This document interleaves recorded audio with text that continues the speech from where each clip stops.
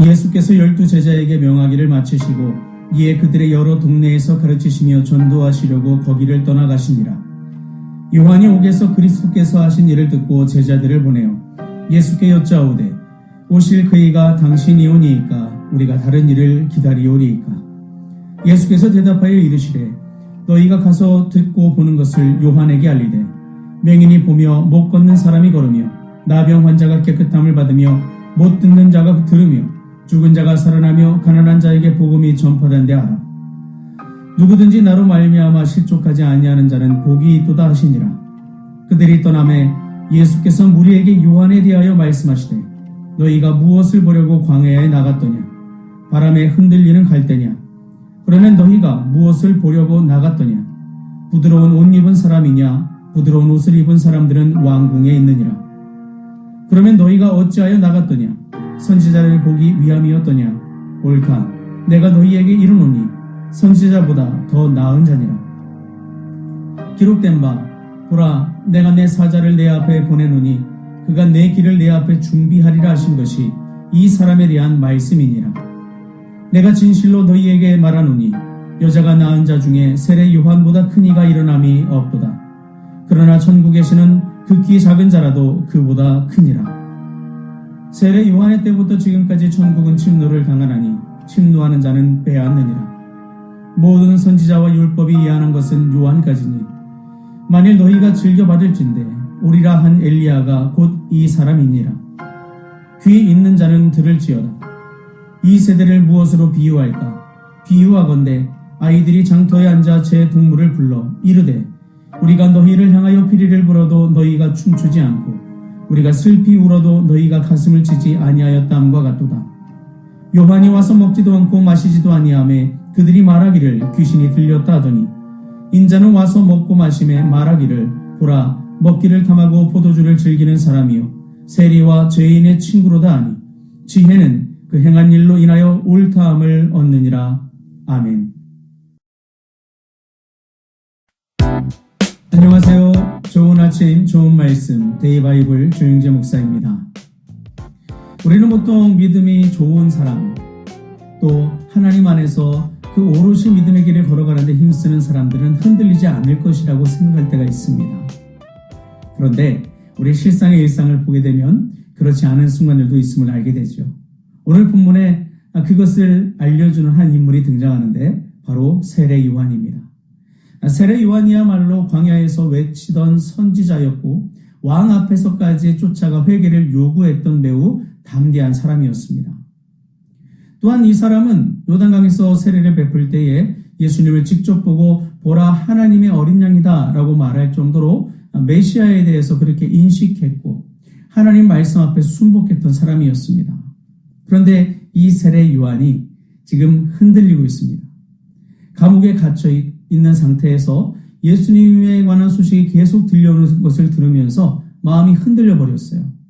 그래서 제자들을 통해서 예수님이 누구신지 확인해 오라고 합니다. 오실 그이가 당신입니까? 아니면 우리가 다른 일을 기다릴까요? 이 질문을 던지게 되죠.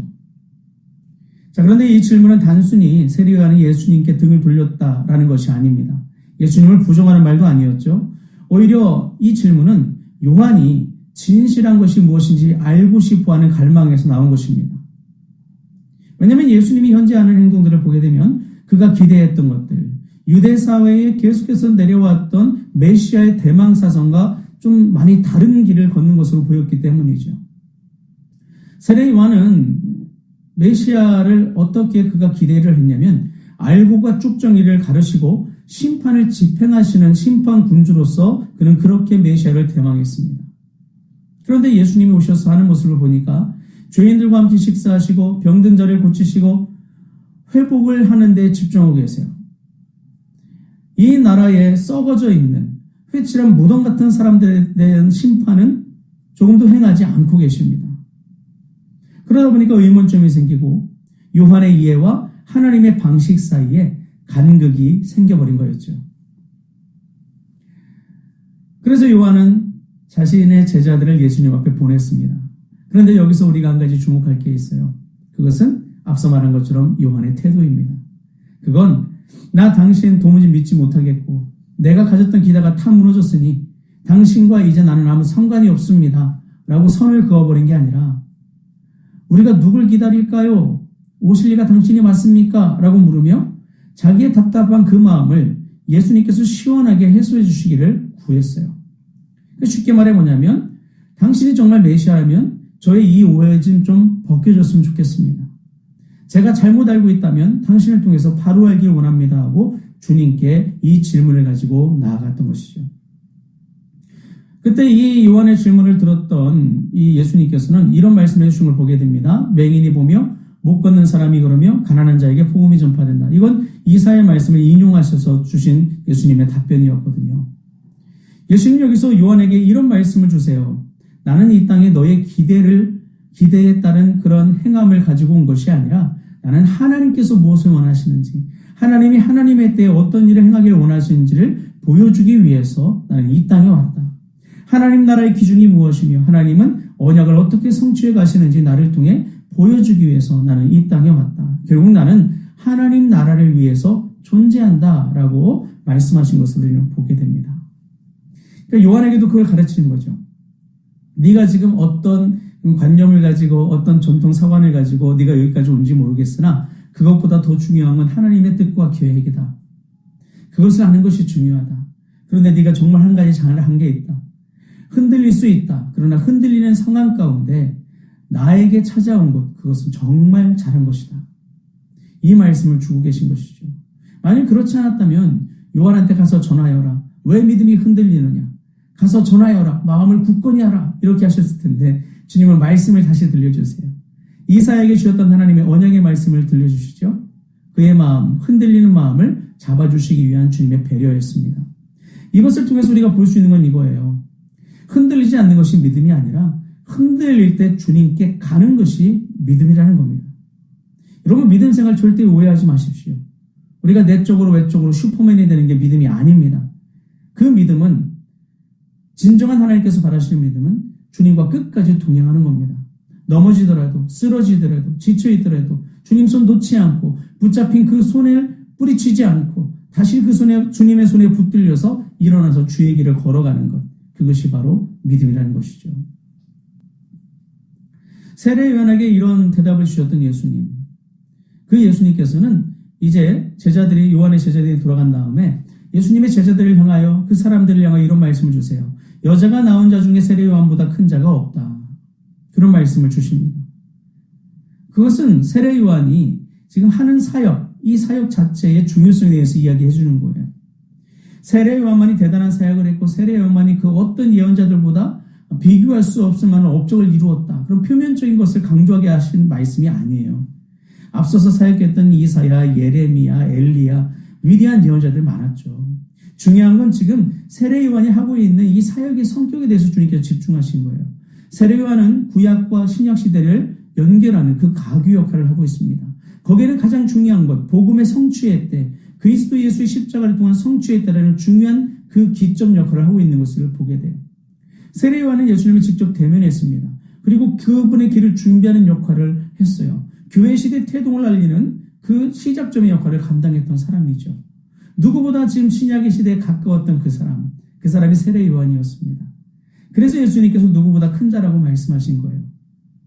이것을 먼저 알아야 될 이유는 주님께서 두 번째 이 말씀을 주시기 때문입니다. 그러나 천국에서는 가장 작은 자라도 그보다 크다.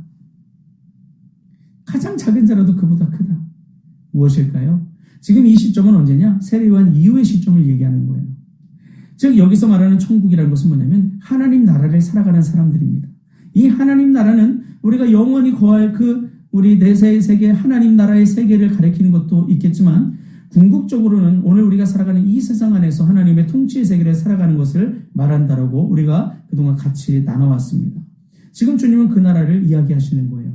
세례 요한을 필두로 해서 예수님께서 오심으로 주님의 사역이 펼쳐졌고 십자가가 완성됐고 부활이 성취가 됐습니다.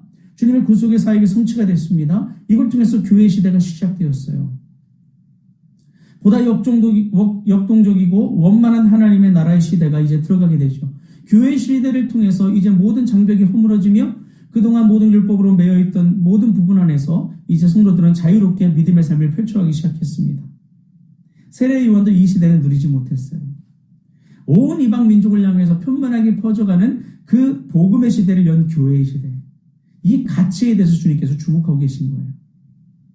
그래서 너무나 큰 가치 안에서 생명의 가치를 이루는 이런 하나님의 역동적인 이 확장의 역사 안에 이제 세례 요한 이후에 12사도를 필두로 모든 그 이후 세대들이 동참할 것이기 때문에 그 일이 너무나 아름답고 귀하다는 것을 역설적으로 이야기를 해주시는 것이죠.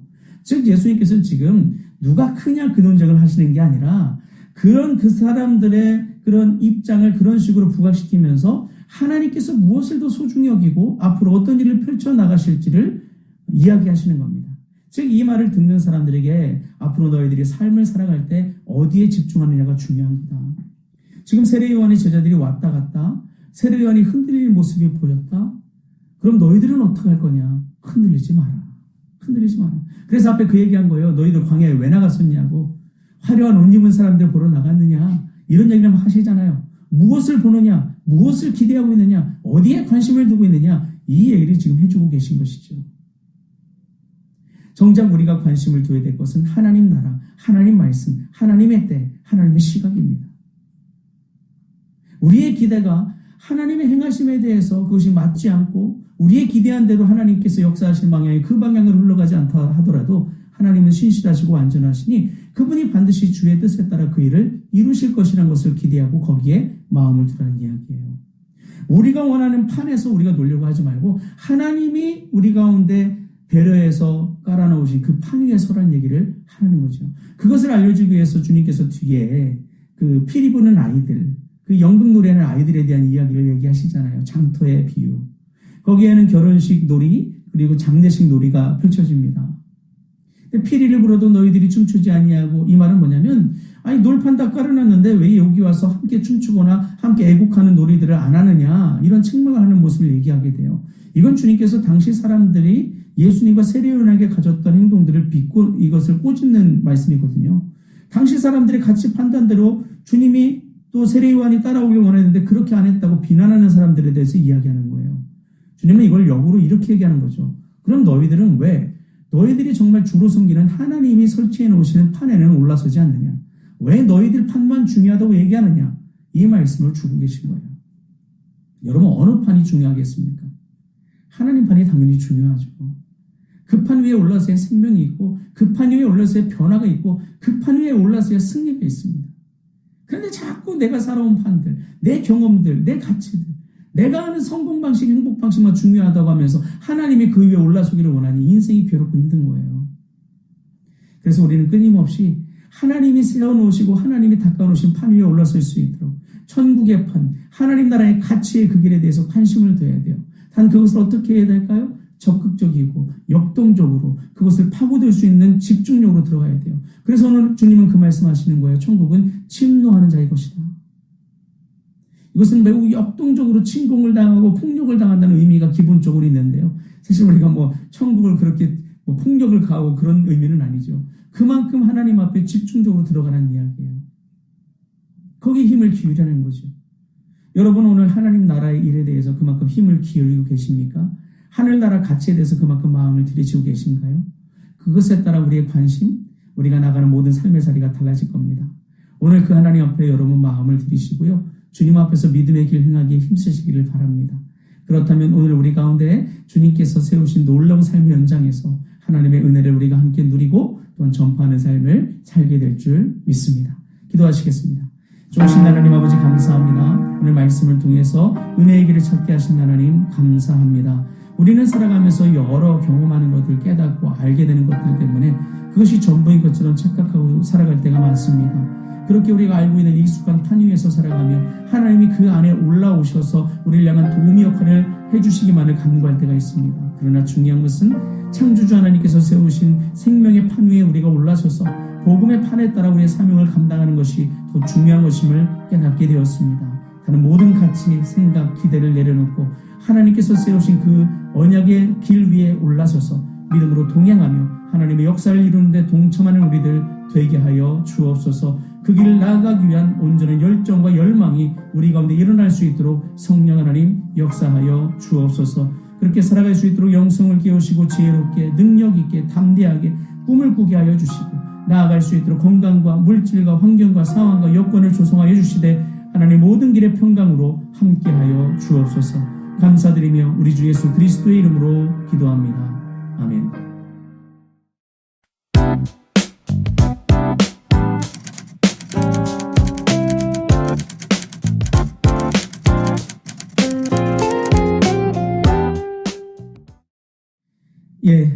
오늘도 생명의 주님 안에서 주의 나라의 길을 행할 수 있는 여러분과 제가 될 수 있기를 주님의 이름으로 축원합니다. 주님 안에서 사랑합니다. 그리고 축복합니다.